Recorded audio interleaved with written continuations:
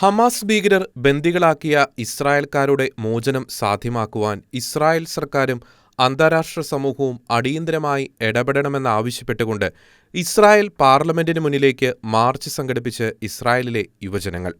Israel സ്കൗട്ട്സിന്റെ നേതൃത്വത്തിലാണ് March നടന്നത്. ഞങ്ങൾക്കവരെ ജീവനോടെ വേണം എന്ന മുദ്രാവാക്യമുയർത്തിയാണ് ആയിരക്കണക്കിന് യുവജനങ്ങൾ മാർച്ചിൽ അണിനിരന്നത്. ഒക്ടോബർ 7-ന് ഇസ്രായേലിൽ നടന്ന ഭീകരാക്രമണത്തിൽ 240ഓളം പേരെയാണ് ഹമാസ് ഭീകരർ ബന്ദികളാക്കിയത്. ഇതിൽ 100 പേരെ പല ഘട്ടങ്ങളിലായി പിന്നീട് വിട്ടയക്കുകയുണ്ടായി. 129 പേർ ഇപ്പോഴും ഭീകരരുടെ തടവറയിലാണ്. ബന്ദികളാക്കപ്പെട്ടവരിൽ 29 പേർ ഇതിനോടകം മരണപ്പെട്ടതായി ഇസ്രായേൽ ഔദ്യോഗികമായി സ്ഥിരീകരിച്ചിട്ടുണ്ട്. ഹമാസ് ഭീകരരുടെ വേരറക്കുക എന്ന ലക്ഷ്യത്തോടെ ഗാസയിൽ ഇസ്രായേൽ കനത്ത ആക്രമണമാണ് ഈ ദിവസങ്ങളിൽ നടത്തിക്കൊണ്ടിരിക്കുന്നത്.